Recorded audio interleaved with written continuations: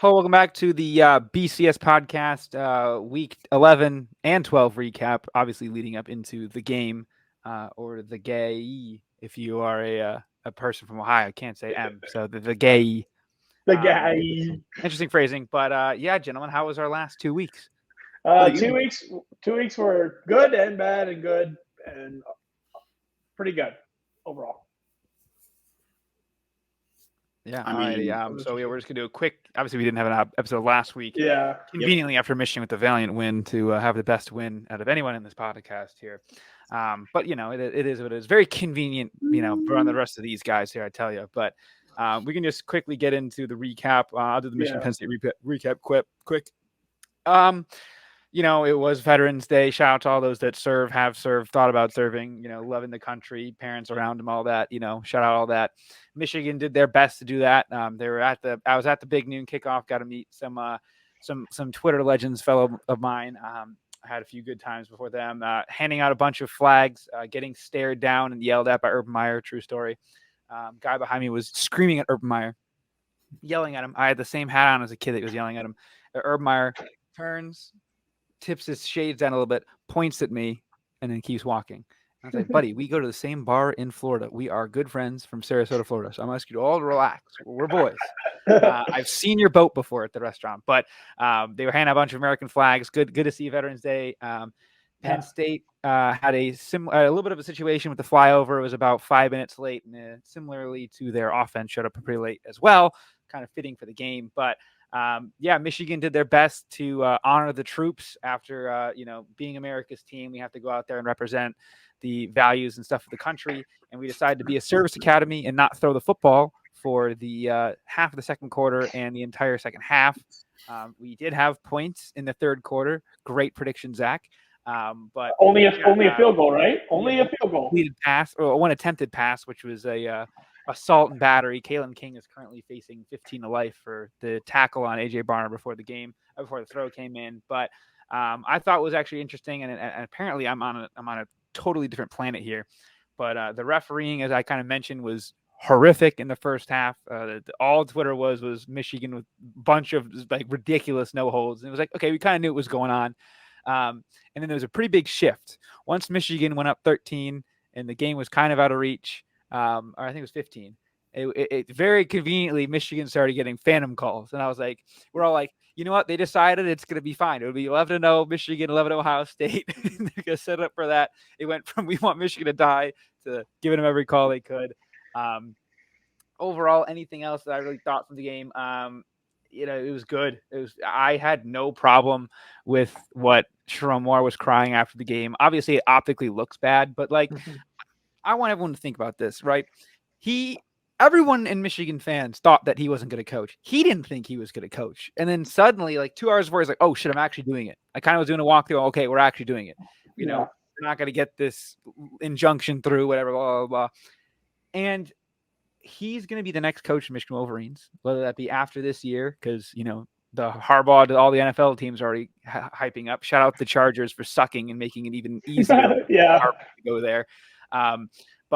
Or whether he gets suspended. That's kind of the new rumor right now, is he's going to get suspended further because all the cheeseburger nonsense. But we won't even get into the sign stealing stuff. But the NCAA basically announced they're going to start rev sharing now. So now, after the two main things is Harbaugh would talk about rev sharing and it got everything mad, and then he talked about this whole sign stealing operation, and now we have helmets. We have in-helmet communications as early as this bowl season. So the two things that we had problem are now gone. It's like if Harbaugh was in trouble for selling weed and now it's legal. Like, what are we doing here, guys? Let's everyone just take a deep breath. But it's almost like it's got a 5-year show clause for something that is now legal. So yeah, well, it didn't get legalized that year. It got legalized 10 years later. But optically it just looks interesting. But as for the Michigan Penn State game, Urich, or what's it called? The Urich guy got fired, the Oakland coach after the game. Maybe one of the worst offensive displays I've ever seen from Drew Aller and company. Very questionable at moments. Where they could have gotten what's it called? There's a few times there definitely would have been pass interference, but dude threw the ball 30 feet over them. There was nothing. Yeah. They're all out of bounds. It was tough to watch. The one play that questions to me is Penn State had the ball at midfield, and it was, I think, 3rd and 1, and they were in the shotgun. And they have a quarterback that can run RPOs, and they were supposed to use him more in the offense, and he can run the ball pretty well. And they have Drew Allar run the ball up the middle, and he just drops it in the middle of the field and gives the ball away. And that was the key turning point in my mind. Well, we had the signs that said he was going to drop it. Yeah, he was just going to drop it, just like wide open, and he's just like, all right, let's just drop it. The photo was so funny because he's the guy recovering the ball is looking straight at his wrist, like the play call sheet. Yeah. Everyone's like, oh my God. But yeah, it was a mess. Can we briefly discuss how stupid or dumb or whatever you want to call it, when you're down by 9, and you go for 2? They're down 15, right? And they scored the touchdown. Yes. Yep. And then you went for 2. And then they didn't get it. He said analytics said it. And now again, I'm not a football player. I've never played snap football in my life outside of flag football, but whatever. Every analytic model in the world tells you to go for 2 the first time. I think he got it messed up because there's only one time it tells you to go for 2, and that's when you're down 14. Yep. Analytics say go for 2 the first time. So because if you get it, you kick the extra point to win, or you go for it the second time, and with it being a 52% implied probability of getting it, you give a 2% vig on getting it. Not when you're down 15, because if you get it, game's still going. You missed it, the game's over. Yep. Yeah. Now, pretty much. Now, the ironic thing and this is, I know it's on NFL podcast, but the following day in the Browns game, the score was 24-15 after the Browns scored a touchdown. And what did they do? And Kevin Stefanski went for 2. Yeah. Every coach just is like trying to throw away games. Why? Thankfully, they got it in that game. But, they did get it in that game, but obviously, I don't want to get like super nuts and get us demonetized here. But like I was always saying, like pre-COVID type area stuff on the internet, I always had this good idea where people in positions of power above me were all geniuses and they all knew better than me. And through that and sports, you start to slowly realize there are some really dumb people. Like I remember Nathaniel Hackett's clock management, especially in the game where they played what's it called? Seattle, like week 1 last year. That game alone, I was just bashing my head against the wall in my hotel room. Like, what the hell is going on here? Because it's like it just seems like there's so many things going on. That's the one part I can jump a little bit ahead forward into talking about next week with Sherrone Moore. He's coaching the O-line. He's coaching the offense. He's calling offensive plays. And he's also now head coach. So he's doing 3 jobs at once. And you could kind of tell there was a few times where Michigan was a little like, what the hell is going on? Which is kind of why I think they relied on the run a lot. And the only thing that I'm a little bit worried about with Sherrone is it seems like he's kind of coaching to not lose. He's kind of wearing too many hats. Yeah, and I don't understand. Absolutely. That was the one thing I don't understand is why they didn't pick somebody else to try to take it over because of the fact that even like Jay Harbaugh or what's it, like, Dad Harbaugh. Yeah, just like somebody that doesn't have time out. We're going for it. Time out. Like that's all really that coach does. You're trying to break down the offense. Yeah, he's doing too much. He is, and it became more obvious in the next week. I think. I mean, overall, it really honestly mirrored our game against Penn State. Yeah, I don't think there was much of a. Penn State was just Penn State. They're the 3rd best team in the Big Ten by far, and there's a wide gap. A wide gap. And look, we can look at the rankings, things like that right now. Say Washington's good. Say Oregon's good. They're coming next year. USC ain't shit. UCLA, whatever. Fiasco. I mean, Oregon's probably going to be our biggest challenge. It's weird. None of them have quarterbacks. I mean, UCLA does. There you go. Are they going to have even a coach? Yeah, are they going to have a coach? Quarterback? What's going to happen? Yeah. We don't know. And that's Washington's coach going to get poached? Is it the offensive scheme or is it a quarterback? Like, I think Washington, this is my hot take right now. I think Washington could have a Tennessee-like step back where it's like, wait, Penix was really good. Wait, Hooker was really good. But here's the other thing. And we look ahead and forward next year, the Big Ten might be real bad. Real bad. Like, there's real bad. Like, there's a possibility. Who's even going to retain a quarterback? Like, if they're maybe you, Zach? I mean, we have another. ever, We might have our. Ever- We might keep our option. backup. if there ever is an old Big Ten West team that could make the Big Ten championship, it might be next year because of favorable schedule. I haven't looked at their schedules, but someone like Iowa might make it next year because seriously, I think they play Ohio State. That's it. Like they come to Ohio Stadium. I'm pretty sure the rest of their schedule is like, I think they host like Oregon or Washington and UCLA, and it's like their schedule doesn't look very hard from what I remember. And I know they kept the Minnesota game, the Wisconsin game, and I believe the Nebraska game. Mm-hmm. I think so. I think they have to protect rivals. I mean, Iowa could literally Western teams be the Western Conference team that could make the tournament or make the not tournament, but the Big Ten championship next year again. Yeah, I know. It's getting very common. So yeah, the next game we. I'll say last thing on it. What was it? Yeah, go ahead. Last thing on it was, what was your take on the 30 runs? I know it's a little bit weak back now, but people initially were like, "Oh, JJ can't throw the football. That's why they're running." No, I just kind of felt like, JJ kind of stepped back to throw sometimes, but then he took off. Yeah, I mean, in the first quarter, it became obvious that the passing game was going to work, but it was only going to work to some degree because of the way that the defense was playing for Penn State. He had a couple overthrows, couple issues that we hadn't seen before, and I think it was just best. He literally had one incompletion. He was 7 of 8. So I just think that Michigan got the lead. They had the lead somewhat. I mean, it was when they had that fumble right out of the half. Yeah, that was and Michigan went down, kicked the field goal, and got up 17-9. I think Michigan kind of looked at it and was like, "Okay, we're going to walk out of here with an easy win." Yeah, it was like a 10-minute drive. Yeah, I mean, you could waste the clock. From midfield, we had like a 10-minute drive. It was ridiculous. That's how the game goes. And by the way, saw some of the things. The Blake Corum final touchdown celebration. The early third down. Oh. I got to go back to this. I really need to go back to this. I completely forgot about this. Why does James Franklin insist on going for it in his own 25-yard line or whatever it is? He tried to again, and then there was a false start. He couldn't at one point. No, he still went for it on fourth and 6 at his own 30. I'm saying he initially went for it. He was trying to go for it earlier. He had a false start. I'm like, what? And also, by the way, they scored a touchdown and he went for 2 instead of kicking the extra point. Yeah. That going for 2 is a bit different in the first half because they needed 3 fourth down conversions and 2 trick plays to even score. I know. Yeah. I know. It was a wild drive. I didn't think it was as bad. It made no sense. He was chasing points early, from an aspect time, but you kind of got the vibe of that game that no one's going to I don't know.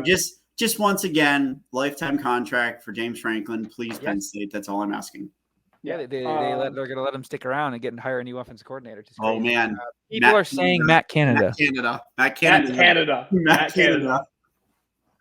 I'm waiting for that tweet. Penn State has interviewed Matt Canada and Josh Gaddis. I am just so ready for the Penn State fan base meltdown when that happens. Oh, that would be bad. Good first game of the day to start the nightcap, which was our game. A great journey to Columbus to meet Mr. Cozy. It was a fun time, but at the same time, it wasn't a fun time once we got in the stadium. All Ohio State from the start, the best player, arguably the best prospect for the draft in the country, proved why he is in the top 5 right now for the Heisman voting with a 3 touchdown game, all from the start, and didn't slow down the entire game. And I would say, from what I remember, because it was a little blurred, Kyle McCord played one of his best games, I think. And they kind of opened their offense a little bit that I haven't seen in other weeks, and they kind of shocked me to do it in that type of game. But hey, it's a night game. Throw a little trickery and kind of open it up to what you can do against teams like Michigan. Yeah, Kyle McCord definitely played his best game so far, and we'll talk about next week here quickly. But I mean, as far as it was, offense looked a little bit more opened up. We showed a little bit more than we have in the past few weeks. seemed like we were throwing downfield a lot more. I mean, look, it's Michigan State. Sorry, Zach, but I think you guys are just not. You're just not on the same level as Ohio State, Michigan. I don't know. Harlan Barnett. But there's a chance. The other thing is Mbuka. I mean, didn't get to play much. But Travion Henderson looked good in the game. I mean, he only got 13 carries. What happened in your second half? Our second half, we just kind of I fell asleep. They just coasted. They just I have a cough still from the Penn State game. It's been 2 weeks. I'm still dying, but I fell asleep right away. I saw it was 35-0, and I was like, my goodness, my Ohio State minus 45 is going to cash no problem. Yeah, I mean, we came out first drive, kicked a field goal, then we just kind of went into this like kind of lull where like Travion Henderson kind of sat. We went to Chip, and we went to Xavier Johnson. We also had a missed field goal after. I mean, that's kind of concerning to me is the missed field goal. I mean, he obviously rebounded this past week. Other than that, though, I mean, we only had a total of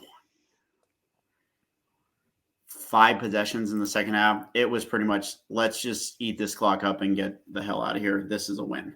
You scored, Zach. Let's go, dude. We could have scored twice. We had 2 field goals from 50-plus yards that almost went in. The first one. I said Kim is a leg, man. I just telling everyone I could, but hey, listen, it's just another common opponent that Michigan did better on. It's fine. Yeah, I mean, unfortunately, North Carolina didn't let him kick, so he came to a school that lets him kick, and he's doing great things in the community. He's doing GoFundMes for charities and stuff, so that's good. And we got a couple more years hopefully with him. So. And the best part is most of you guys said Kim for Heisman and not your starting quarterback, but your kicker. Hey, man. Boom. Hey, he's better than some NFL kickers at this point, kicking 50-yarders. He's made 53, 58. Oh, he'd be better than Riley Patterson. Tell you that much right now. So it's interesting. It's interesting to see. I'm kind of hopeful that he gets drafted in the next couple of years, so that would be cool. But yeah, I mean, not much else to talk about from that week. Let's move on to the next week. Blake, you can start it off again, and then we'll go. Yeah. So there was a stat that was given to me. And it was about the week before the game, the team with the closer game or whatever has won the last 8 times outside of 2021. So I wasn't nearly as worried as a lot of people were in the Maryland game. I know people were kind of freaking out earlier because, again, in theory, Michigan could have lost the game and nothing would have changed, realistically speaking, right? Obviously, it would have been maybe a little bit of seeding, but it is what it is. Looked good at first. The defense, people don't understand what we were doing in that game. This was just a whole we're getting ready for Ohio State game, and we were just basically just soft testing some different things. Talia had a few unbelievable throws. I'm looking for someone that had a parlay of the backup quarterback scoring 3 touchdowns. It probably would have been $1 to pay $1 billion. They did the tush push 3 times, and it worked 3 times. It's just such a dumb play. I don't know if any of you guys have a take on the tush push. I think it's just the dumbest thing alive. The problem is at moments, I think in the past they've tried to ban pushing piles and stuff. But I think it's the same thing as somebody running for a first down on 1st and 5 where the team's pushing it and them just like condensing it to 1 yard. I just think it's part of the game. You kind of have to adapt, but at the same time, it almost seems unbelievably hard to stop. You know what I mean? It's pretty much impossible. The physics behind it, someone explained it. I don't know. But we had 2 safeties. Again, we had another defensive score. I think it's like for a while there, it was going to be our 3rd game this season where our defense outscored the other offense. They kept going and doing their thing, but Samaj Morgan scored again, which is nice to see. I don't know. JJ was a little banged up. His knee was screwed up from Penn State. He kind of took a tough knee thing. Now that's public because everyone was saying foot. It was knee the whole time. It kind of got rolled up on it a little bit. But his pick, I don't know if anyone watched at all. Pick, second half, it was crazy because the play before he had one of the best jukes I've ever seen of all time. I mean, he was running, stops, hip fakes. The guy spins this way, and then he jukes back this way in front of him, and the defender literally just collapsed. And then he threw it 5 yards in the end zone. He almost got picked. And then the next play, he did get picked. He's like this. he's staring right at the right into his person he's hand. throwing. Yeah, I'm like, what is going on? Why is this like Triple it was coverage right into yeah, his hand. it was like JJ. I think But we worked on this, man. I do think this is one of those things where now that we're into that game and there's like you said, an offensive coordinator having to coach the offense and the head coach, these issues could come up in this next week, and it could be an issue. Game that he coached earlier in the year. Bowling Green, I bet. It's very interesting if you look at JJ's numbers, because everyone's saying, and obviously there's probably some correlation to it. I won't lie to you, but because everyone's doing the graphic of this post Stallions, how hard he hasn't thrown a touchdown pass. I think if you look at the games, first of all, obviously who wasn't going to throw one against Ohio or against Penn State and Purdue. We always do the same thing. I was saying this earlier. You can't have a touchdown merchant and Blake Corum and then be like, why aren't you scoring touchdowns throwing the ball? I think it's different. But when Sharon Moore is coaching, I don't know if Harbaugh is because Harbaugh usually does, because obviously Harbaugh played quarterback himself, obviously did pretty well. I learned a stat. He had more rushing yards than Bo Jackson. Crazy stat. That was a fun stat I heard the other day. But I think Harbaugh might personally talk to JJ or something on the sidelines, because dude is a totally different quarterback with Moore talking, because everyone says it's the Stallions bullshit. Look at the Bowling Green game. Yeah, I mean, 3 interceptions to the team. Yeah. So he's got to be having some sort of internal issue, which hopefully it's weird. I mean, it's really weird. I'm just going to say this about the whole. It's really hard to have 335 yards passing in a game and not throw a touchdown. I'll just say that. I don't think I've maybe never even seen that before. And JJ did it against Purdue, which is just unreal.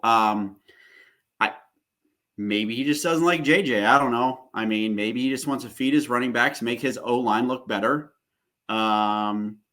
I mean, he is obviously the offensive line coach, but he's been calling the plays the whole season, though, too.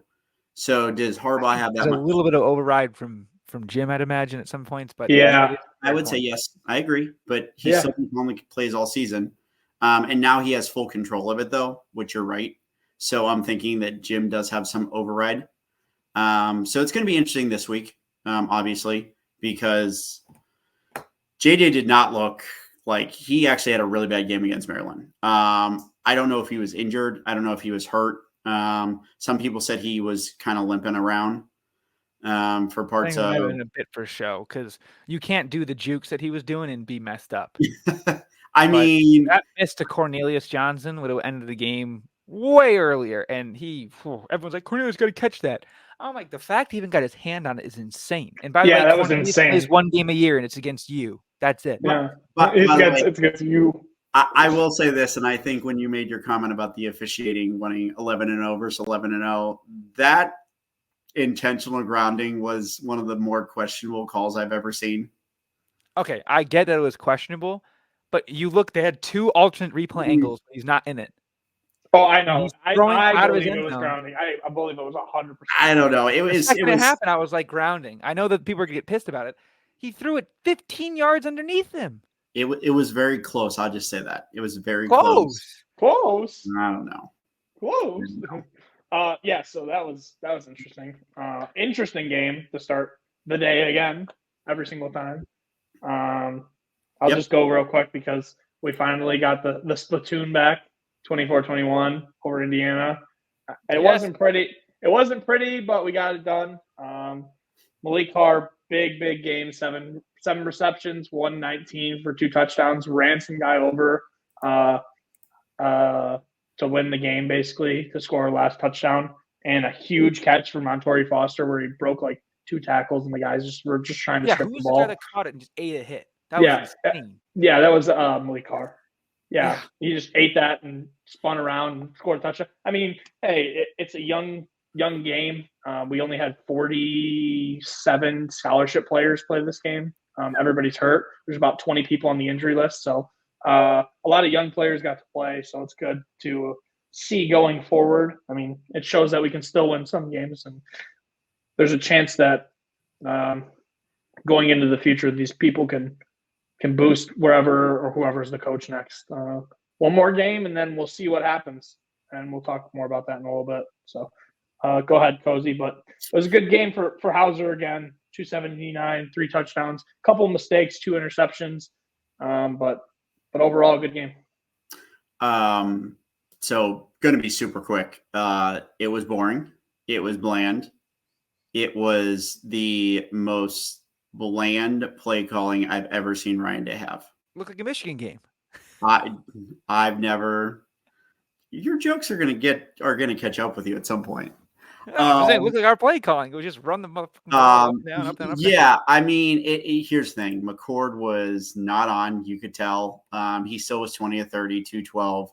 I mean, it was Minnesota. Minnesota's Minnesota. It is what it is. But no, there was probably about 4 to 5 passes that he made that were just, holy crap, man! Like, you can't do that against Michigan. But I mean, for the most part, it was like I've never midway through the first quarter, I was like, okay, we're just doing a walkthrough here. This is just a plain outright walkthrough. Let's get out of here healthy. This is the rest of the game. That's what the rest of the game was. Like, there was a play where at one point there was a receiver blocking downfield, and he gave up on his block and went straight to the sidelines because I think he was afraid of getting his ankle rolled up on. And it was Mbuka. And I was like, yep, I could just tell, like, he saw the guy go past him, and he just, like, kind of did a quick turn behind him and then walked to the sidelines and was like, I don't want to get rolled up on or anything like that. I'm getting out of the way. It just seemed like that type of game. I mean, yeah. Tommy Eichenberg had senior day, played 1 snap, and then he was done for the rest of the day because they wanted the same thing. He took that hit. They were like, out. Yeah. Exactly. And you know what the thing is? I have a buddy who is also a Michigan fan, and he made a comment to me, and he goes, when this 12-team playoff comes, at what point do Ohio State and Michigan start sitting players in the game? I go, that's never happening.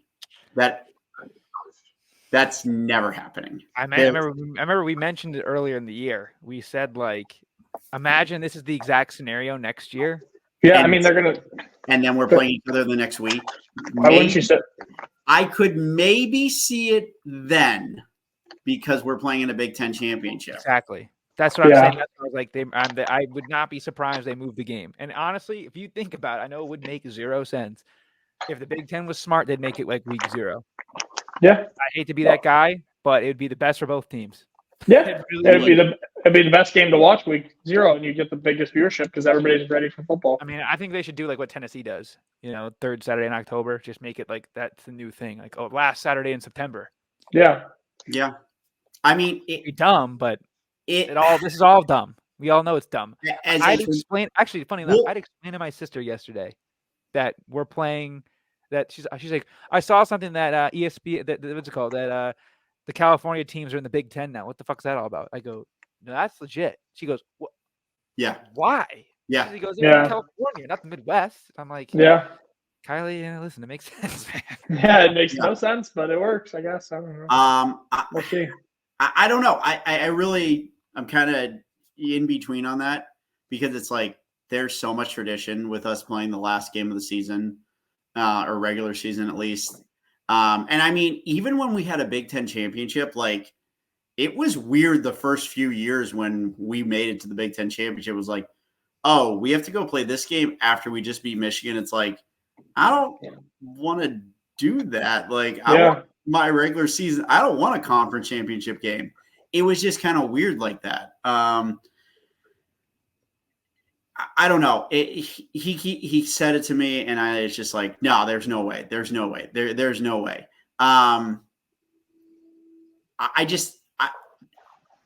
Blake, how would you feel if the game was moved to the middle of September? Or obviously. Yeah. I saw this today, so I was watching the Maction game before we started recording. The mighty Bowling Green, another ranked, another bowling team that we're playing. They're winning 24-0. Oh. You looked at the graphic. The only ranked, there's 2 top 25 matchups this week. Yep. It's Michigan, Ohio State, 2-3, and then it's the Civil War, which won't happen next year. So, this time next year, if it was the same everything, there'd be 1 ranked matchup against Michigan, Ohio State. It's disgusting. Like, people try to compare this rivalry. And Well, you look at Oregon, Washington would also be last weekend, so you have that. Okay, I didn't know that. That's the thing now. But yes, if you look Oregon, Washington will be same weekend as us in Ohio State, Michigan. Oregon just added Washington just signed on to extend Apple the Cup. Apple Cup. So I saw that for another 4 last years, I week think. now. 5 years. Oh, they did Yeah. sign up for the Apple Cup? Yeah, Correct. it's the next Okay. 5 years, I believe. So is that going to be in like early September then? That might have to be with the Big Ten schedule already out, Yeah. or one of their buys maybe. I don't know what I can look in a second. I'm looking the schedule up for Washington right now. It is weird though because you look at it and there's been 3 games where the teams have been 11-0 meeting, right? Yeah. And it's been Michigan Ohio State last year, Michigan Ohio State this year, and Michigan Ohio State 2006. And everyone always talks about how these other rivals are like super, all rivals are super important to everything. This game is like, it's a playoff game. This is your expanded playoff is right now. You've got this game. I guess you could technically say the Civil War is kind of an expanded playoff. Not really, but not really now. We can talk about that one in a minute because I think we all are rooting for the same team in that game. But yeah, like, I don't know. Wait, are you sure we're all rooting for the same team in that game? We are all rooting for Oregon State. Oh, okay. Just want to make sure. Because if Oregon State wins, because America's team can go to the America's Pac-12. the real America's team. A real America's team. The real America's is in the championship game against Washington. Hey, I don't want to hear anything after your video the other day. Yeah, Washington might be America's team. Rated? They're so good. It might be. That was lit. Listen. Isn't it awesome watching their games? The funniest part was when you look at what happens is Ohio State fans have this affinity for Oregon, and I don't know what the hell it is. So it was basically you're watching. There was a group of 4 guys. There was 2 guys and 2 girls at the table, and Ohio State and Oregon start hitting on each other, and we're sitting there, hands in our pockets, and Oregon's sitting their hands in their Washington sitting their hands in their pockets. We're kind of side eyeing each other at the end of the night. And it's like, you know what? Why don't we hang out? Let's see what happens. So I was a Washington fan last week, and it was a lovely experience. That game was awesome. It was awesome. And here's the crazy thing to take away from that. Oregon State gave up 0 points in the second half. Yeah. To Washington's offense, and they lost. It was a great game, though. I mean, Washington had no defenders, but that number 1 kid was awesome. Yeah, 2 picks in the first half. I think it was like Muhammad or something, the corner. He was awesome. But it was weird because everyone was like talking about, they were making fun of it. They're like, look at the Heisman stats because it was just, it's LSU versus Oregon fans for the Heisman. I'm like, Washington was playing in a monsoon. You could barely see the screen. There was so much rain. Anybody who tries to discredit Washington's win that week, I mean, that was it might not be the most hostile place, but the weather, the way that Oregon State kept responding. What's that? Reminded me of a lot of another almost losing purple team from last year. I'll say it.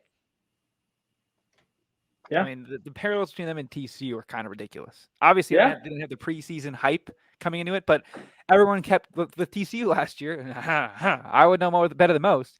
Was, they're going to lose this week. Oh, they're going to lose. Yeah, they keep getting underdogs, and they keep winning. They just keep winning. Just to let you guys know, so it is going to be September 14th, and they're playing. It's a neutral site game.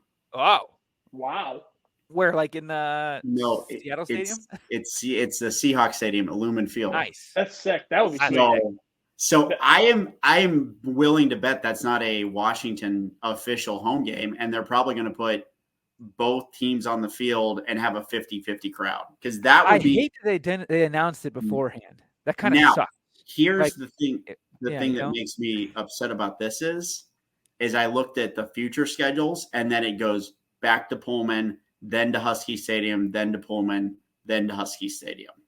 So they actually must have a 5-year contract. Yeah, I said they have 5 more years. 2028, I think it is. Yeah. So they go 1 game at Lumen and then 4 games on each other's campus, which I kind of like that. That'd be interesting. I wish it would have been at Lumen the whole time. That would have been awesome. Yeah, that's how funny would it be if Michigan Ohio State played in the Glass Bowl? Come on. But I also learned today that anytime there is a game off-site, your coaches and anybody recruiting cannot talk to the players the day of the game, to the recruits. So, like Michigan State, for example, since we're playing at Ford Field, none of our coaches recruits that game. If I was Sparty, none of our coaches can talk to any of the recruits that are coming to the game. Well, that's good for your Nick Marsh commitment. Penn State, I'm sure, is trying to hit that up as much as they can. But we're not talking about recruiting. It was a sad day, bad day for Michigan today. Was it? Oh yeah. I didn't hear. What happened? Bryce Underwood got a certain 5-star quarterback is. So I will say I believe I have an LSU polo here. I have it either here or in Buffalo. Oh. And I was going to wear it to the championship game tomorrow and start throwing money at him and try to get a violation. So, we'll see. Are you going to go to the championship game? TBD with based on this weekend. I'm in. So if you want to go, let's hit it up. It'll be a great game. As for our last 2 weeks wrap up, Zach, do you remember the penalty in the Illinois-Indiana game? That was like super. Did he get called for? There was some random. Oh yeah, so a random penalty we couldn't stop laughing about because apparently there's a 15-yard penalty for a player spitting on another player. Yes. In the middle of the game. Yes. When you were at Penn State, Michigan, he spit on the other player and got a 15-yard on the other player. I'm not kidding you. How the hell is that not like national news? Personal foul spitting. Nobody said a word about it. He said spitting? Yes, the referee said personal foul spitting on the other player. How is that player. not pinned on like Sicko's committee or out of context college football? That's criminal. I forget who it was. I forget what player it was, but like, why is that not a meme? Like, if someone's roasting on Twitter, it's like personal foul, spitting. Like, this guy's spitting right now. I don't know. That was so funny. I couldn't stop laughing. That game was crazy. That was like the best. We can talk almost Big Ten if we want. We need to have a conversation about the real soft team, as much as I like to call Mr. Cozy's team the soft team. Are we sure UCLA or USC has the right coach? Yeah, I mean, well, probably. I think so bad. I think since there's only going to be one game next week, we can do a little coaching stuff, and we'll get a little bit deeper into that. But I think we'll get a little bit deeper into that. Since it was very interesting when you looked at what was going on in that game, right? Yeah. I went hammer time on the over for my channel, and it wasn't even close at any point.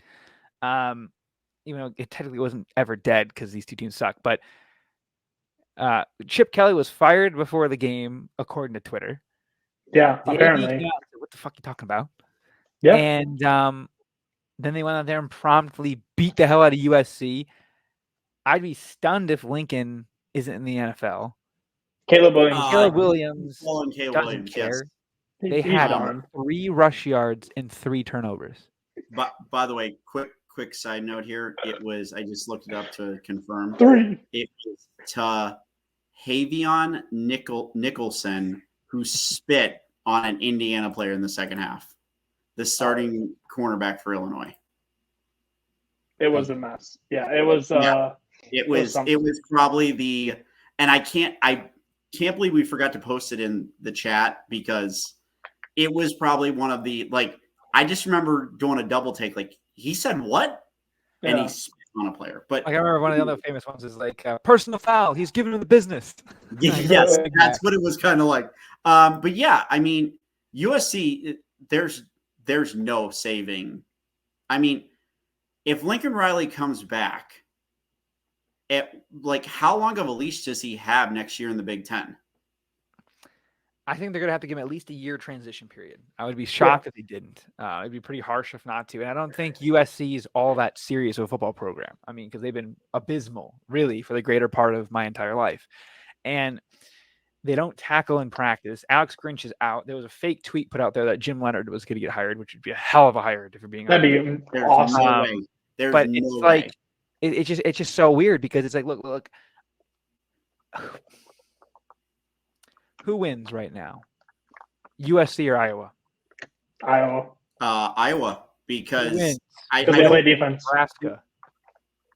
I think Nebraska might beat USC. Yeah. And let's be honest here. They're losing Caleb Williams, obviously. Malachi Nelson is a good player, obviously, good high recruit coming in. He won't be Caleb Williams. So they're going to guarantee downgrade at the one position that keeps them relevant. I mean, and he's making plays all over. And I don't know, man. I said earlier, like 2 weeks ago, that USC was going to finish below 500 next year in the Big Ten, and I was called insane. Right. I don't think they make a bowl game next year. No, I mean, it's rough. We said it a few weeks ago on the podcast, and I think all three of us agreed that UCLA was going to have a much easier transition than USC to the Big 100%. Ten. And USC does not play defense, and they're going to find out that teams in the Midwest play defense. I didn't even look at USC's schedule next year, but They play us. And So I know we stink, but we're gonna run for 100, like 300 yards in their throat. yeah, I don't even know who's going to be the running back. In that I hope you're ready for what USC opens up with. Do you know what USC? Yes. Oh, I know. They have this. I think it's the third hardest schedule. One is Florida, 2 is Michigan, 3 is USC. They got crazy neutral site. So they have LSU to start in Vegas. Yeah. Utah State, and then they do end their season with Notre Dame. That's their non-conference. But Utah State's altitude too. So, well, first off, they're not going to Utah State. They're hosting them at least. Disregard. So, yeah. But then they go to Michigan, Wisconsin. Now, this could be the interesting one because they go to Minnesota on October 5th, and it could be snowing or it could be 70 and sunny. Yeah. You don't know. But if it's snowing, I don't think USC players they're gonna be like, I don't want to play in this. Screw this. No. They want to play in the warm. They do host Penn State. They go to Maryland, which is like whatever. Penn State's gonna beat their brakes in. Oh, probably. Yeah. Rutgers. Then they go to Washington. They host Nebraska, and then they're at UCLA. I mean, talk about that game in Nebraska in the middle of November. That could be awesome cold too. That could be cold too. The map be bouncing for that game. The Matt Rule legacy game. 3-9. That's gonna be a sellout. Yeah. I want to know is how far is our schedule out for dates? It's only next year, right? 2025 and 2026. Wait, we have 2025? No, I don't think there's dates. Not I think there's dates, but opponents. Oh, we have Just opponents. Yeah, I was wondering dates because Just dates for this year. This upcoming season. Because USC goes to Illinois, to Purdue, and to Nebraska, and then Oregon in 2025. I would love to see a middle of November trip for USC to play at Illinois. Yeah, why it's gonna be cold. Michigan against us. We're playing it when it's warm out. I'm like, bro, put it at the end of the year. I want Oregon when it's hot, and I want UCLA when it's cold. Yeah. Exactly. I mean, I would absolutely love to see that, and I just don't think it's going to be a good transition for USC. Here's the thing: they have more expectations to do well. If UCLA comes to the conference and goes 8-4, 7-5, great season for UCLA, great transition. If USC does that, everyone's going to be like, oh, well, maybe Lincoln Riley isn't the answer. Damn near even money to win the conference. And they started 6-0, finished 1-5. Their season's over, by the way. Their record's finished, everything's done. Caleb Williams has played his last game. No way he's playing in some poverty bowl. God, I hope they get Nebraska in a bowl game or like Illinois. Oh, that would be great. Yeah, just the intro to the Big Ten. Welcome to the Big Ten bowl game. Yes, or if they play Oklahoma, it would be hilarious. Speaking of that team, so if we just start moving into this week, the lowest over/under in history, it keeps getting lower every week. And these are part 3. These are the 2 teams that USC might not want to see next year. Iowa at Nebraska, and the over/under is 20. The over/under is 26.5. It's 26.5. It's going to be hard to watch. I didn't think you could get much lower. I think it's going to be an awesome game. I think it's going to be great every year. It's going to be great. Punt.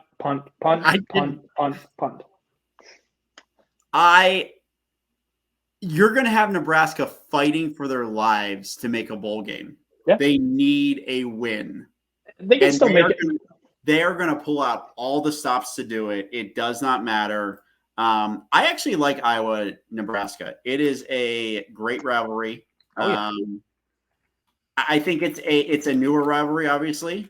And obviously they played for that. They played for the trophy. Do they still have the Heroes Trophy, or did they get rid of that?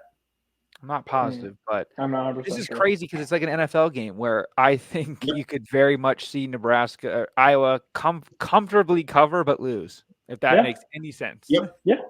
like 10-9. Boom. Yeah. But I mean, well, you got to remember, Iowa is going to be pissed off because they lost last year in this game. Yep. It was kind of a major upset. Like, to It was so bad. They would have won. They would have been in the Big Ten championship game. They totally Yeah. choked it away. Yep. yeah. Now they're already in. They got nothing to lose. Give it all you Yeah. got.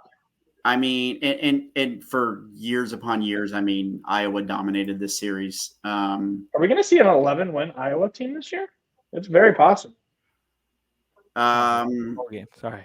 Yeah, bowl game. I was going to say the say, Big Ten wait, championship. did he No. say they're going to win the Big Ten? I said Michael Knight win.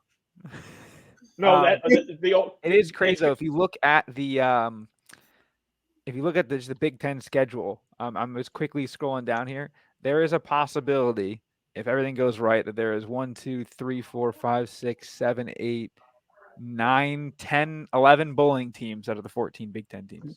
Yeah. Yep. And the only one or only three that wouldn't be Michigan State, Indiana, and Purdue. And there's still a chance that we make it in at 5 and 7, but it's very unlikely. Apparently, Florida's got a crazy GPA.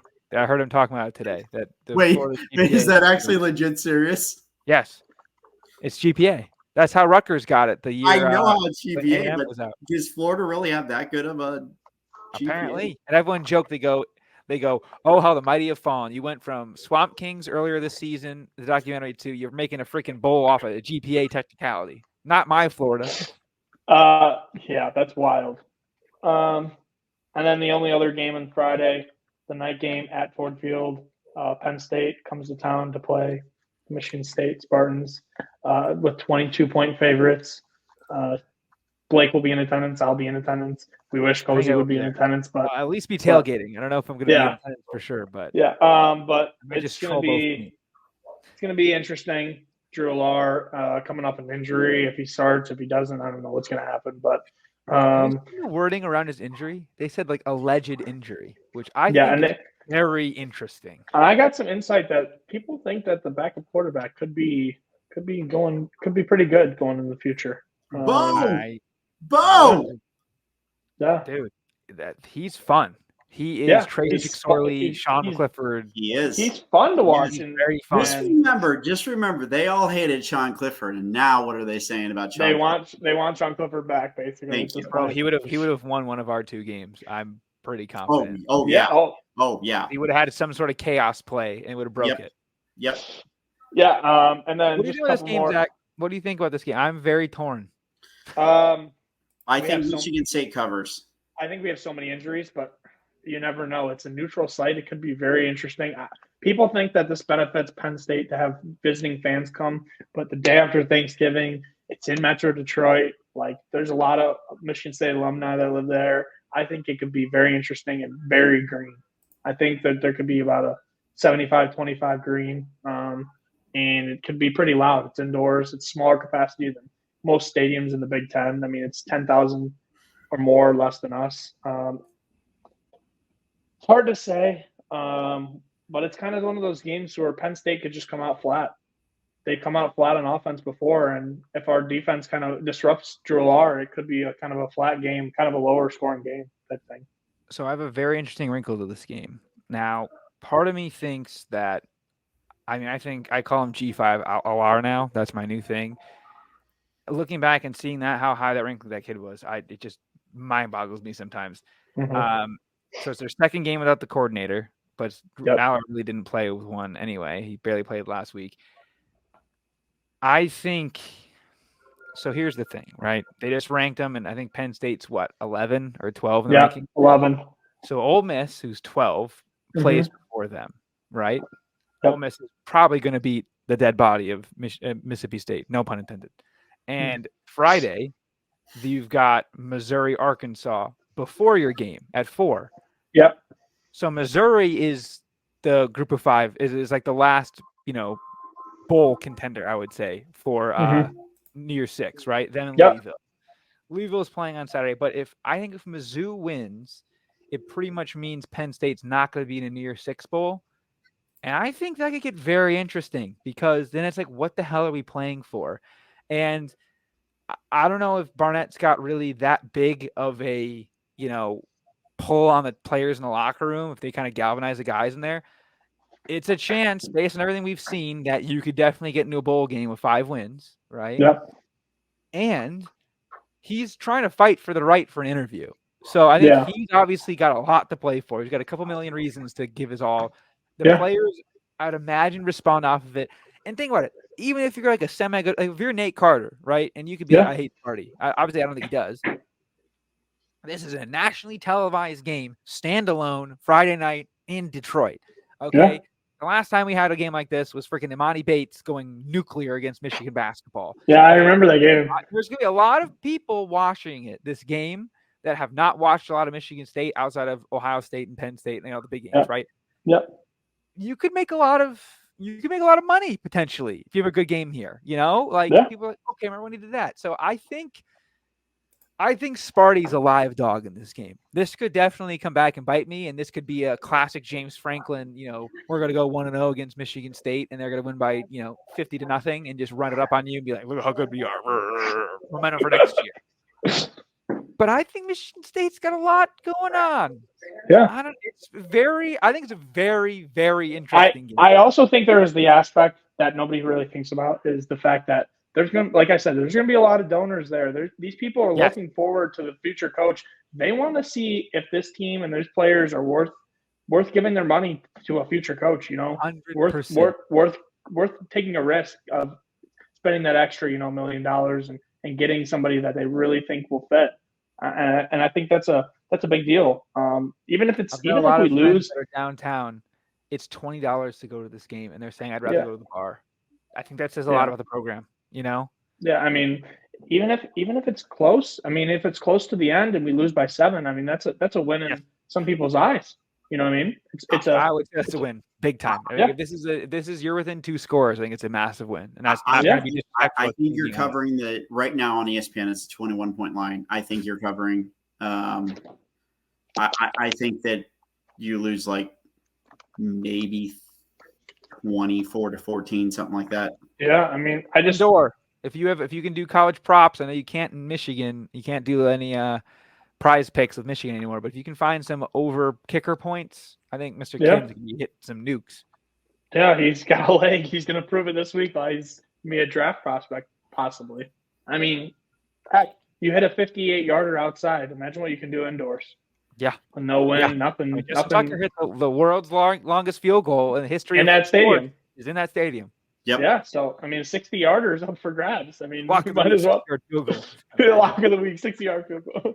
Yeah, that'd be crazy. And then we just got a kind of a normal, kind of basic slate. Purdue plays Indiana. So the battle of just Saturday slate. Nothing. No, I meant building up. You know what I mean? Big game. I could say I think that's the Tom Allen saved my job game. No. Tom Allen's gone. There's no way. It's the battle of who's the worst team in the Big Ten at this point. Correct. Northwestern, bowl eligible Northwestern. I am going to go out on a limb here and say that Brett Bielema wills it through, and they beat Northwestern and get bowl eligible themselves. Yeah. So who's winning Coach of the Year? Is it our boy Jed Fish or is it Northwestern's coach? I think it probably should be Northwestern's coach. It's Northwestern's coach. They've been through so much. They're not going to give it to him, but I think he should. It should be. 6 wins. Everyone's talking about Colorado. Northwestern did the same, if not better. Yeah. With a lot way worse. Yep. Oh yeah. Yep. And then another 2 teams looking for a bowl game. Wisconsin, who's already locked it in last week with their win over Nebraska. And Minnesota should be interesting. Yeah, they're not good. I need Minnesota to win here, so the entire Big Ten West will be 6-6. If you get Nebraska, you could have Nebraska. If Illinois wins, it could be Nebraska, Northwestern, Illinois, Wisconsin, and Minnesota. 5 6-6 teams. It'd be perfect. It'd be 9-2, or it'd be 9-3. 6-6, 6-6, 6-6, 6-6, 3-9. That'd be hilarious. Yep. And then the final game, both already bowl eligible. The battle of the middle pack of the Big Ten East. The last time we get to say this, the last time we get to talk about the East and the West. 6-5 Maryland plays 6-5 Rutgers. Wild spread. 1 point for Maryland. 1 point. 1 point. Why is weird. Rutgers an underdog at home against Maryland? That's what I'm saying. That's really weird. Yeah. Hit me with the money line for Rutgers all day long, man. Yeah, I don't understand I'm with it. you on that. Yeah. So that Michigan was pretty much moving the ball, no problem. I think Rutgers will do the same thing. They'll run the ball, take it out of the game. Toledo will be good for a turnover against that pretty good Rutgers defense. Pass defense is very good for Rutgers. And once again, 5-0 Maryland rolled into Ohio Stadium undefeated again. And they've won one game since. And it was 13-10 against Nebraska. I will never forgive you, Buckeyes, for saying that team should have been ranked. Scumbags. Oh, you know for a fact they should have been ranked. No. Yes. No. Yes. Look at now. Should have We all been know ranked. what was coming. Come on. They were still 5-0. Michigan now State was ranked last year. They should have been ranked last year. You're right. And now this is the point in the podcast where hands are off. There's no limits. And Mizzou. We're having no limits. It's time to talk about the biggest game, the biggest rivalry, the biggest moment. 11-0 Ohio State travels to the Big House to take on 11-0 Michigan for everything up for grabs, the Big Ten championship, the college football playoffs potentially, and everything you can imagine. Blake, let's start it off. think Zach should go first. You want me to go first? Yeah, I Zach totally go first. think so. Then I will give the home. I believe that this game could be affected by weather. I kind of hope it's affected by weather. I kind of hope it rains. I kind of hope it snows. Because that is the one thing that I love seeing in this type of game is just a brutal winter day to start off the last week of the regular season and that key moment. Again, sucks it's at noon. I know you guys love the noon games, but I'm half asleep still. I think the key player for both teams in the long run is Loveland and Stover. I think that the middle of the field is going to be the most important part of the field throughout the entire game. I think if Ohio State's defensive line pressures JJ, that we could see a couple mistakes. I feel the same way it's almost like mirror images. There's good quarterback play. There's a young quarterback going on the road. It's happened before. There's great running back play on both. There's great wide receiver play with a little bit of an edge to one team. The tight end play is almost similar. The offense, the defensive lines, there's key parts. There's missing issues. It's almost like meant to be. And I think that in the long run, I believe that this game will finish and it will be 27-24 Ohio State. I think that they will score at the end. It will be 24-20 and they'll score a touchdown. Kyle McCord will prove why they've spoke so highly of him, and they'll score a touchdown, hold up one stand, and it will be 27-24 Ohio State. I think it's going to be a defensive battle in the first half, kind of feeling everything out, and then we'll start seeing more and more points, but it won't be a ton. It's kind of going to be like the Penn State game versus both of you at this point, where it's a defensive battle, and they're going to prove why they are some of the best teams in the country and why the Big Ten is great at defense, and that the teams like USC need to be scared for what they're about to witness in the next year. So classic Sparty siding with them. Listen, we all saw it coming. And then, listen, you had the same prediction for Penn State, and it worked out well for me, so I have no complaints. Obviously a lot going on. I was very confident all season, and basically no Jim has changed a ton. And I know people are trying to act like it doesn't change a ton. I think it very much is a material change. If Jim Harbaugh was coaching this game, I'd be so confident and arrogant. It would be nothing but me getting slapped in the face here. So part of me is like, look, Sharon Moore is probably over his head, just being honest. I think if you had Brian Hartline emergency coach this game, I think it'd be kind of nuts a little bit, potentially, right? He has had a little bit of experience going in, but I don't know. There's a few things that are really, I think, in Michigan's favor here. One, obviously, is the home and away splits from McCord are pretty ridiculous. Like, it's almost like Michigan pre and post Stallion splits. It's bad, right? He's a totally different guy on the road. He's kind of had slow starts. And I think if Ohio State has another slow start, in Ann Arbor, it's be crazy. I know Ann Arbor is not loud. I've never said that it's a good environment. I've in fact gotten yelled at and had people that I did not even know knew who I existed ask me to delete tweets about how horrific the game day environment is at Ann Arbor. After going on the bus ride with a bunch of old people, they were like all 70 and 80. They knew every inside and out of this case. They were talking about how much they hated Pete Thamel. I'm like, how does an 80-year-old woman know who Pete Thamel is? That's crazy to me, but it is what it is. College game day will be there. It'll be all Ohio State fans. I don't think any Michigan fans are going to go there. I think everyone's going to go to the Big Noon, which is lame anyway, but everyone's going to be at Barstool because it's fun, right? We'll be throwing booze everywhere. It'll be fun. It's right next to the stadium. Great environment. Harbaugh will be there. Sorry. Portnoy will be there. Harbaugh. I was going to say, they're trying to get him there. They're trying to get him there. They're really trying to get him there. But all this stuff will be going on. Taylor Lewan will be there. Will Compton will be there, busting with the boys. They're bringing pretty much the it'll be an absolute zoo. Every show will be there. I mean, I know Josh Hay will be there. That's how it should be. The center of college football revolves around this game. Whether you like it or not, it's called the game. When your rivalry is just called the game, you know what's going on. Like over with Barcelona, Real Madrid, it's El Clasico, right? The classic, right? When you got basically a one-word rivalry, you know something's going on, right? So the biggest X factor, I think, for me is Blake Corum is healthy for the first time he's ever been in this game. We saw last year, everyone, he did his thing where he was in for like 2 plays and he was just hurt. I mean, he was playing with a freaking ripped meniscus. Like he had no cartilage in that knee. He had to get everything figured out. He's pretty much back now. He still doesn't have that breakaway speed he used to, but when you've had like 2 or 3 knee surgeries already at his age and, and his size and all that, obviously it's going to slow you down. It's also his birthday during the game, so make of that what you will. He's a touchdown away from the all-time Michigan record for touchdowns. And I think that's going to be the game plan. I think JJ will be doing his things. I think this is good. It's going to sound bad at first. I think it's going to look closer to the Michigan State game in terms of offense for Michigan than it does the Penn State game, where if you watch what Michigan State was doing, obviously they didn't have the horses to do it. They were sending everyone at all times crashing down. Middle of the field was one-on-ones. And I think obviously the Ohio State linebackers are better than Michigan State linebackers. I don't think I'm going out on a limb here saying that.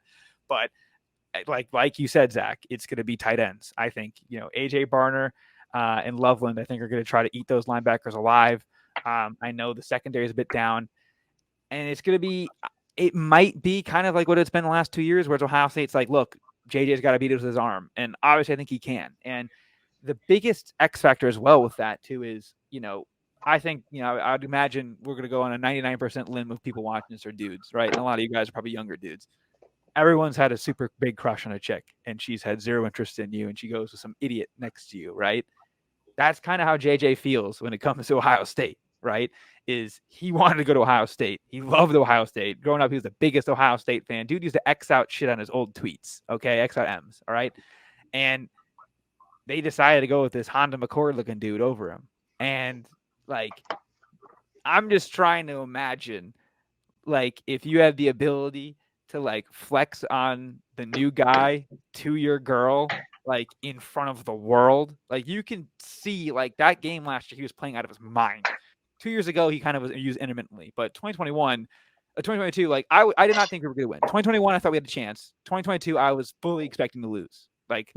Even when we were winning, I was like, the second Donovan touchdown was when I was like, okay, we have a chance. And everyone's like, chance? You're up 20 at the end of the game. But you know how it is. Obviously, Michael knows, with me losing every time for my entire existence growing up, I've watched 2 wins at the Big House, and I am 23 years old. Okay, this is going to be my, I think 10th or 11th Ohio State game going, and I've seen 2 wins, right? So it's very interesting. I think, again, I don't know if the seniors are even going to let Sharon mess this up. I think JJ could maybe take this over in his own hands. I hope that they've been seeing the stuff online, that they're being idiots. A lot of people are banged up. The offensive line is going to be good. It's going to be very interesting to see how the pass rush is, because both of our tackles suck. And the same thing goes for Ohio State. Both sides pass blocking sucks. this could be a Yeah. freaking service academy game for all Yep. I'm concerned. And Travion, I think, is healthy for the first time since the 2021 game against us. And he went crazy in that game too. And that's the thing that people don't understand. They're like, Marvin Harrison's going to go nuts. In the last 2 games between Michigan and Ohio State, Michigan has given up an 80-yard rusher and 2 100-yard receivers and won by 20 points both times. I think you're just going to see Michigan do that offense they do against Pat Mahomes. All right. And I'm not calling freaking McCord to Mahomes, right? But you get 2 high safeties. You're going to bracket the shit out of Marv, obviously. And then they're just going to suffocate Ibuka. And Stover might have like a very good fantasy game, and where it's going to be like 8 catches for 60, 70 yards, right? He's going to be spamming it up the middle, and they're going to, between the 20s, whatever you want. And that red zone is going to be field goals. And that's kind of what they've been doing the last 2 years. If Michigan does what they should do, the running clock's going to make it interesting, because you can kind of see what happened in that Penn State game, like we were talking about. There's that fumble at midfield, and you blinked and the third quarter was over. And I think if Ohio State's going to be very efficient, because I think if Michigan just keeps running it, I know they got some big injuries on defense. Like obviously, I think it's just Ransom's out, right? Yeah, and he's a big loss. And I don't even know if you're going to need JJ to throw the ball, but I think it's going to come down to the wire probably. I would like to think it's going to be kind of like a Penn State vibe, where Michigan's kind of in control the entire time, but Ohio State's there. When you got a generational talent like Marvin, it's hard to kind of have things out, because dude could take a screen to the house. Like he could do what Quentin Johnson did against TCU, and just you blink and it's Marvin in the end zone, and you've got Gus having an orgasm up in the box. Maserati Marv, doing the whole thing. But it's going to be the craziest environment any of those Ohio State players have ever played in. That's on record. I don't know, but maybe some of the transfers from Ole Miss. I don't know. Maybe he had some crazy SEC thing, but for most of them. And I think Ryan Day's entire legacy is on the line. I don't know if this is me going totally out of base here. And I think Michigan's legacy is kind of on the line here, because, obviously I'm very biased. I don't think the spying has had a ton of impact on the game on the field, but how optically bad would it look if Michigan loses this game and it's like, oh, the last 2 don't count? Obviously, I don't think most people would think that way, but the general public would think that. So you're playing for 3 years of games. I think both teams are, because Ryan Day's been kind of hitting at it all week in his interviews. He's like, well, we've kind of known what they've been doing the last 2 years, blah, blah, blah. And if I'm Ryan Day, I'm doing the same thing. Your job's on the line, I would think. Yeah. I think he's like, oh, they were cheating, no problem. And then I think, Ohio State looks back at him and goes, okay, go show us that it was the cheating and nothing else. Because I think they're a little bit like, too. But again, with the magnitude of being last year, the 14 playoff, this is the biggest probably game we're going to ever see. This game, barring a national championship game or a potential playoff game down the road. And I think this is a huge game, because if Michigan loses this, it puts everything back into question. And if Michigan wins this, I think it makes the last 2 years hurt almost as much. I don't know if you can even want to comment on that and put the vibes out there, Cozy, but the magnitude around this game, it's some people might snap mentally after this game. Like there could be some crazy stuff going on, because a lot of people are going to be way too invested in this, and legacies are definitely on the line here. Someone mentally might have snapped after last year's game, so we'll see what happens after this year's game. But your prediction, Blake? Officially, I said earlier 27-21. I don't think we kick a field goal, though. I'm going to say 28-21. I don't think we kick a field goal. So Blake kind of ran it down. He's obviously been around this rivalry. His family's been around this rivalry. It's something, like he said, this is the game. Like, this is the greatest game in all of sport. Like, you hear about it, like people across the world know about this. It is something that is ingrained from when you're very young, whether it's the game in Columbus or Ann Arbor. I'll put it this way. We have such history that's like ridiculous. Like so many national championships, so many Heisman winners. You got the Woody and Bo era. You got Desmond Howard pulling the Heisman on us. You got David Boston catching a touchdown and just straightly pointing at a Michigan defender. You got the 2001 upset at Michigan to break like a 14-year losing streak at Michigan. I mean, you got the 1-2, the original 1-2 matchup between Ohio State and Michigan that went down to the wire with Troy Smith.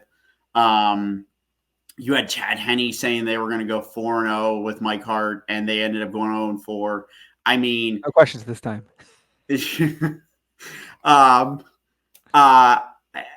And you kind of just hit on it. Like, there's so much pressure on Ryan Day. Like, this isn't just Ryan Day legacy game. This is Ryan Day's career game. You don't win this, you're probably not coming back on that sideline next year. There's a very good possibility you're walked out the door after this game. Or you join A&M. Or you're left on the tarmac. Yeah, I forgot he's going to A&M. My bad. So the other thing is you are going up against a Jim Harbaugh-less Michigan team. You're not facing off against Jim Harbaugh. The pressure and magnitude to win this game is all on you. As far as weather goes, it's supposed to now, I just checked, partly sunny, which it was overcast earlier. Now it's partly sunny, 40 for a high with no wind. Does that benefit either team? Not really. We're kind of mirror images of each other. We have terrible tackles on both sides, right or left. We both have ran the ball decently well. And it's funny because Ohio State really struggled so poorly at the beginning of the season on running the football. They were 12th out of 14 teams in the Big Ten to start the year. That was midway through the season. They have now bumped up to 8th. Like, that is people are like, oh man, Ohio State's 8th in the Big Ten in rushing. That's a big jump because Trayvon's finally healthy. He was not healthy. He's now healthy. He's actually looked like a rejuvenated Travion Henderson. I mean, you got Blake Corum who's healthy. I mean, they still have Donovan Edwards. We have Chip. We have Dallin Hayden in our defense too. Hayden has been in there. He gained yardage. The Wrecking Ball. Man, it's going to be very cutthroat. It's going to be very low scoring, in my opinion. I think both of your guys' scoring is like way too high. I think that this is going to be a very field goal possession-y game. Jim Knowles' defense is a bend but don't break in between the 20s. Ohio State offense kind of gets down to the red zone and they can't score.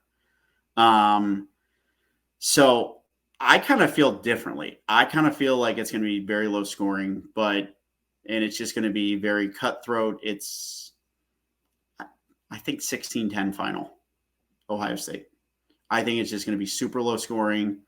1 touchdown each way, 3 field goals by Ohio State, another field goal by Michigan. But I think the way I'm saying it is, it's not going to be like 10-9 and we score a touchdown with like a minute left. I actually think that this is going to be like a very just almost kind of like a not as much excitement as we're used to in an Ohio State Michigan game. I think it's just the defenses are really, really good. And I think our defense is on a whole different level than Penn State. And I know your defense is on a whole new level than Penn State.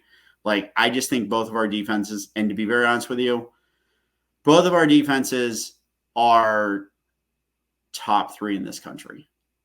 Oh, yeah. I really honestly think that. I think it's 1-2, and I don't think it's close. It's what? I think it's 1-2, and I don't think it's close. Yeah, and it really, here's the thing. If we had beat Georgia last year, and even went to lose to TCU, let's say, the committee would be more inclined to keeping both of us in the tournament. 100%. But this year, I think that it's there's a few scenarios out there. It's very interesting. And someone pointed out on Twitter, Michigan's minus 270 to make the playoff, and they're minus 180 in this game. So there's a pretty big gap there, which there's, I guess, potentially a way that Michigan gets in. Obviously, the strength of schedule thing is interesting because, like, the only strength schedule you have over us is you played us on the road. We played at Penn State. I mean, I'd argue at Penn State is almost better than Penn State at home and Notre Dame, because Notre Dame is whatever at this point. But you can't tell me that we're both not better than Washington, that we're both not better than Texas. I don't know. With the quarterback injury, I think we're both definitely better than Florida State. Absolutely. But if they go undefeated, they're in, right? Yeah, that's what everybody's looking at it way too far. If they go undefeated, they're I just don't see a way that they can keep out an undefeated team. I'd love to be in the Rose Bowl, but for the sake of argument, Big Ten wins, goes undefeated, and goes number 1, and Alabama gets in, and it's Florida State versus Big Ten in the Sugar Bowl. Ooh. I think hot take while we're here, before we get past this week and into the next week, I think no matter who wins this game, Georgia will still be the number 1 team in the country going into the playoff if they win out. I just think that they will not move. There's no way that they'll move. If they're fun, they should switch it and make the Big Ten team 1, and then when they beat Alabama, choose the Rose. I mean, look, we're gonna choose the Rose Bowl no matter what. Any Big Ten team who wins, us or Michigan, are choosing the Rose Bowl. And I'm not gonna lie, would it be poetic justice for us to end up number 2 and play number 3 Washington in the final year before the tournament, a classic Big Ten Pac-12 Rose Bowl matchup, and finally in Pac-12. Yeah, I know. I mean, and they're coming to the Big Ten. Like it just would set up poetically, and it would be the same way if Oregon did too. And it's funny because, I mean, we didn't even discuss other college football games because, to be honest with you, as the title of this is called, BCS the game. Like, it just means so much more. Like, go ahead, have your Iron Bowl, have your Florida versus State, huh? It means more. It means more. Have your good old fashioned hate with Georgia Tech. I mean, have your Egg Bowl, have your whatever you want to call it. I'm just saying it's just not. You can say whatever you want. And here's the thing that makes Ohio State and Michigan great is without one or the other, we're not the same. And like, I know people were saying, oh man, we should, like, Michigan fans were like, man, if the Big Ten's going to disrespect us, we should just leave the Big Ten. To me, that's like blasphemy. I don't want Michigan out of the Big Ten. There's no way in hell. It'd be fun short term, but long term, it'd be like, ooh, I kind of miss them. No, not even short term. No. Like I'm the type of person who, like, I hate them so much that I do respect them. And I've always said there's respect between us. This guy down here. And I'll say this. Hey now. There was and I remember this. There was an older couple who the first time I went to the game at Michigan, it was the 2009 game. It was a very, like, boring game. You guys ended up 5-7. I was there. We won 21-10.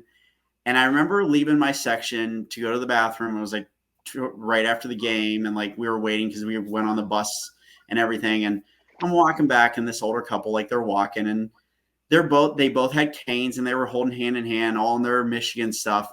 And they both stopped me, and they just go, "Hey, great game today. Go win the Rose Bowl for us. We appreciate the rivalry. We respect it." And I'll never forget that couple. And I was like, I had a nice conversation with them. And I was like, here's the thing. I may hate you guys so much, but in my mind, when you get an argument with other fan bases about the rivalry, I still respect you guys, and I'll still argue that it's the greatest because it's the fucking game. We would be yelling about this game in the middle of, like, in the middle of, like, July at like 2 a.m. Okay. Yep. And I'll still be screaming. Yep. I said my favorite thing that happened with the rivalry outside of it this year. Well, first of all, if that story was at the shoe, they would have gotten a bottle of piss and thrown on you and, like, try to kill you. But I've never heard of a bottle thrown on. The reason why I'm very excited for this. That is Penn State you're confusing us with. This atmosphere is going to be insane. But I had a Michigan polo on. I was supporting my sister at the Tennessee-Virginia game down there in Nashville. We were walking in and out of some bars, and a lady leans in my ear, whispers something in my ear. My uncle behind me laughs, and he goes, "Nice, bro. Nice, nice."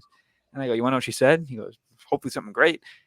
She leaned into my ear. She goes, "Fuck you, go Bucks." Only in this rivalry would that happen. Only in this rivalry.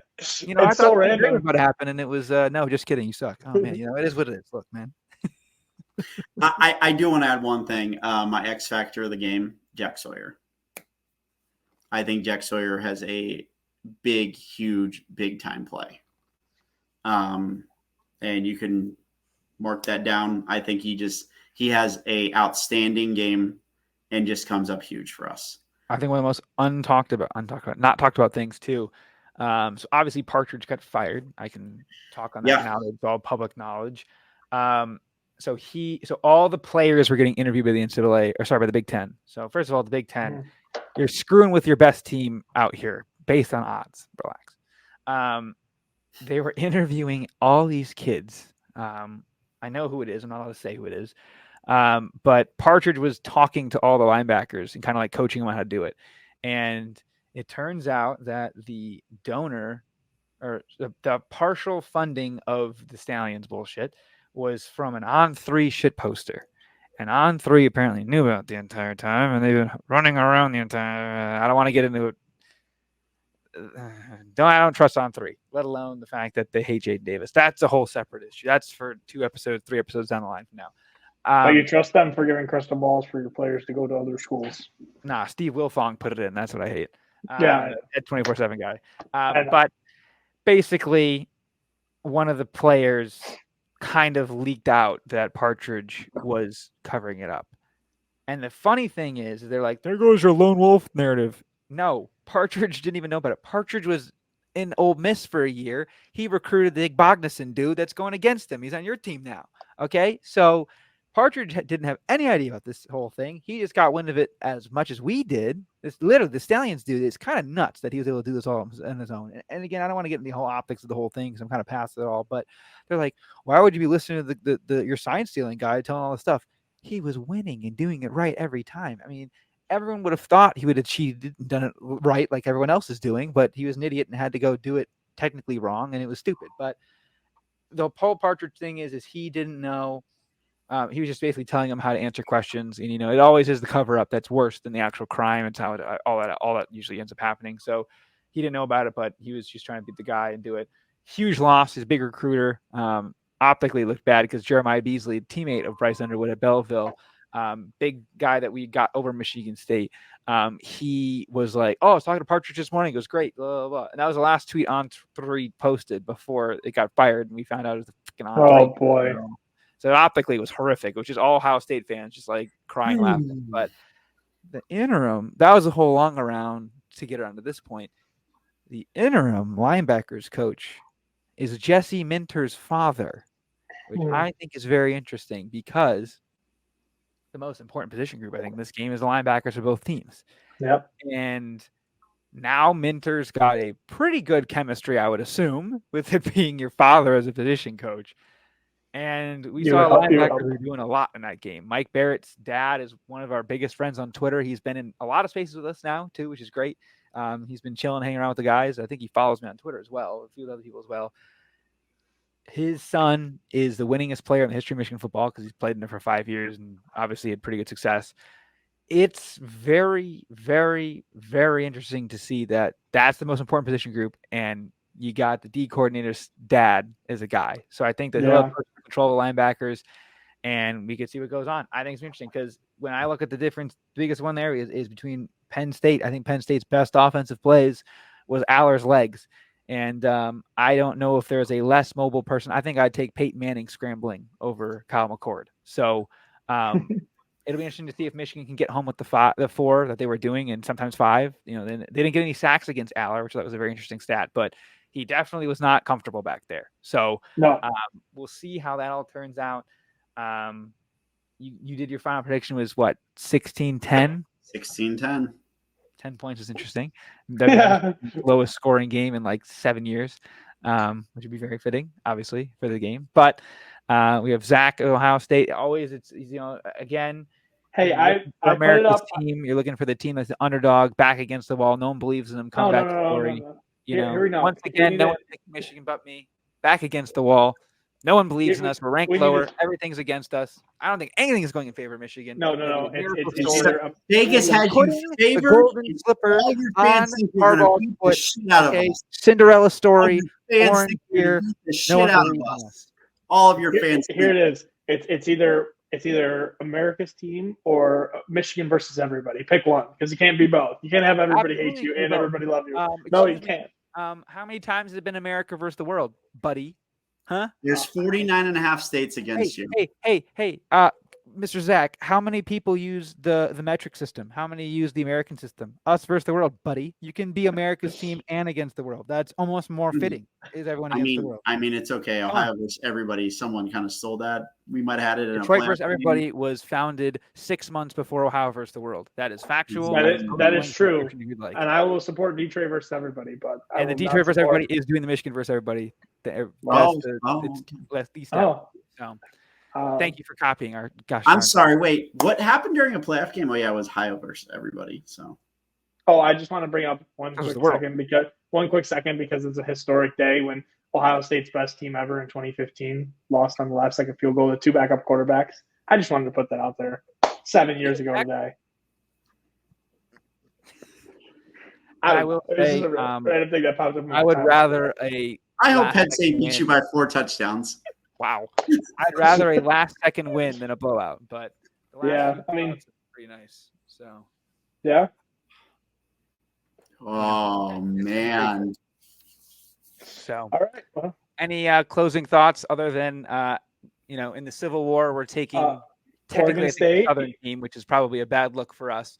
But so here's what I want. I want Oregon State and Arizona to both win, because then that boosts the candidates even higher, which we'll talk about in the later couple episodes. We get Arizona in versus Washington. Vegas. Yeah. We need to make sure Arizona beats Arizona State first. Arizona State is very unserious. They're basically a max school. Come on. All right. Time to go watch some top 10 basketball. So. What? Again, it's not a college basketball podcast. I haven't done a college basketball episode yet. Dalton Connect is going to win Player of the Year for the Tennessee Volunteers. He's balling right now. Player out there. He is currently torching that fraud Zach Edey in Perdon't. So listen. Okay. Right. Also, Michigan lost to Long Beach State, just like we did last year. Another quad 4 loss. It's tough to see. All right, listen. Yeah, and they scored 90. How many James Madison tweets they had to delete? Man, you had one job, Michigan. You had one job. I mean. Hey, James Madison was down 15 today and covered the spread, so they're still winning. Southern Illinois is a good program. But happy Feast Week to everyone. Happy Thanksgiving. Happy Thanksgiving. That shit matters about the game. Yep. All right. See you guys. And as always, throw your X's up. See ya. The best part is I'm going to edit an M right there. I tell you. Right. All right. See you guys.